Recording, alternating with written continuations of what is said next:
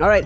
Ravens plus 2.5. Big win on the road last week in Tennessee.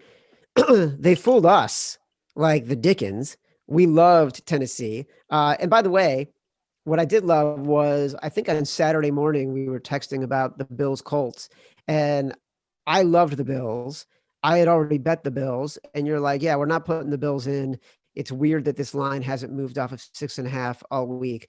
Sure enough, your instincts were spot on. So sometimes, like, you win by not making the bet.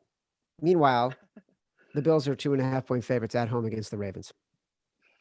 And that's why I'm so mad at myself. Is like I knew as a pro, I knew that Colts game, I knew that Rams game, and I knew that Cleveland game just stuck out like games that I should know better. Well, like as soon as those numbers did weird things where they didn't move and the public was still coming heavy on the other sides. That's why I'm so mad at myself. Is like as a professional, I look for those situations. The fact that I went with the public against them, that was just terrible. I just put too much faith again into my system. But so before I updated it, I had this at Bills minus 2.5, and then once I did update it, I had it as a pick. And basically, my model was saying take the Ravens here. That's where the value is. And I'm going to bring the human element into this, where I just think that we saw a moment there with Josh Allen that right before the halftime, his team was down 10-7.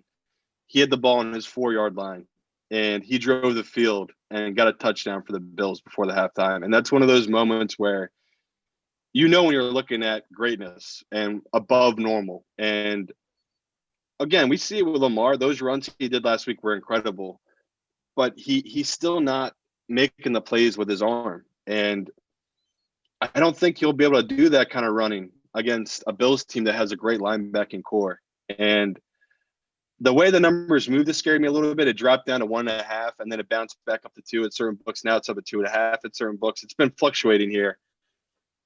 But I'm going to go against my model. I'm going to keep riding this Bills train where I just think Josh Allen's turned a corner here. And I really have a ton of faith in this kid that even if we're down, I think he has enough belief in himself and in his arm and his weapons that he's going to play big enough for us. And another game where injuries are a little scary. Cole Beasley, he didn't look completely healthy in the last game, but he had huge catches on third downs for them. And Diggs, he looked all right in the game, but he came into the game probable. And I think that's why maybe the early money came in the Ravens, because they're thinking to themselves, maybe the Bills are banged up here and we're getting good value on the Ravens. But I just think that the Bills are for real. And if you believe in a team's for real and you're getting under a field goal, you have to buy in. So I understand why people want to take the Ravens. My model likes the Ravens value here, but I'm going to do the human element here and think that I believe enough in Josh Allen that I do think he's going to win this game. So I'm taking the Bills here.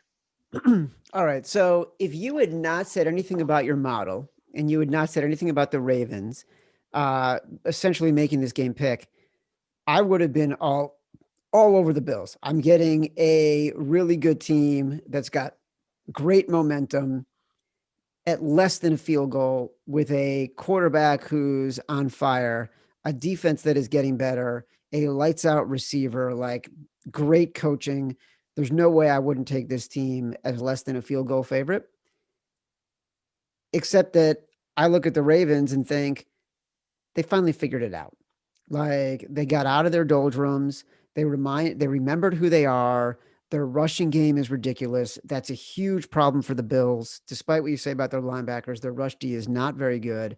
Like, I don't know. I don't know if I can. I don't know if I can back this as like one of our 5 best bets. The Bills, Yeah. because we like the human element in going against your model. That is what gets us in trouble. When we act human, we get in trouble. Ask my kids. That's true. But I'm with you on your Ravens point, but it's still one of those where people think that Lamar got his demons out of him. If he loses this game, guess what Lamar's record now is in the playoffs? He's 1-3. So I'm happy for Lamar. I'm happy for the Ravens fans, but it sounds like you're buying into the Ravens team that barely beat a team that I think they were ranked 28th in defense in the Titans, and they put up what 17 or 20 on them. So I'm just a little nervous here about the Ravens, where I did think Lamar played great. He ran well, but it was more about Tannehill just let them down in that game with the Titans. Like the Titans couldn't put up 20 points at home. I don't know, man. It's a little scary where the Bills played against a Colts team that had the perfect game. Rivers, I don't even know how many yards. I think he threw for 400 yards, and he never turned the ball over. He played that game perfect, the Colts, and they still lost to a Bills team. That's what's giving me so much confidence, Bills team. It's like they just took a team's best shot on defense and offense, and they still somehow prevailed in one of the games they didn't even play their best game. So I'm with you. It's we're split on it, so we won't take it. But I as a Bills future backer, I'm feeling confident right now. And one more thing before you even move on from that. If you believe in Green Bay, I'm seeing some books that still have Green Bay at plus 140 to win the NFC. That seems like crazy value to me, where they're playing a banged up Rams team, and then they're either going to get a 40-year-old Drew Brees or a 40-year-old Tom Brady at home in cold Lambeau. So if we're just talking about bets I've made right now for little futures, I think there's really good value. It's the Packers there, because I can't see them being underdogs at home to either of those teams if they win. So if you're getting a plus 140 team right now at home and the Packers to win it all, I think there's really good value there in the NFC to take the Packers to win it. What do you think of the total? The total is about 49.5, 50. Under. It's I mean, this could be, if you wanted, actually we'll save the big, but this will take big to bet this under, because both these offenses are potent. They both score at high level, and they can both score at any time. They have pieces that can score. But it was a weird thing where you had to get the best of number last week with the Bills Colts. They literally came down to half a point. If you got 51.5, you cash the under. If you got 50.5, you cash the over. So it's one of those where I'll just take the under, because I think both these defense, I know what you said is true with the Bills can be run on, but I just think they'll bounce back here. And against a Ravens team that wants to run the ball, control the clock, keep Josh Allen off the field, that just reeks of a low scoring under game, where in my model I had this at let me look at it right now. I had it at 22-20 with the Bills. So it's a weird one where when I updated it, it was at 43-43. That's why I had the game at a pick. Like my model just said it's going to be a tie. But beforehand, I had it at 42-40, which I still think totals I didn't do great on last week, but I still did pretty good. So I'm still using that for my totals. So I'm going to roll with that. I'm going to take the under this week in this game.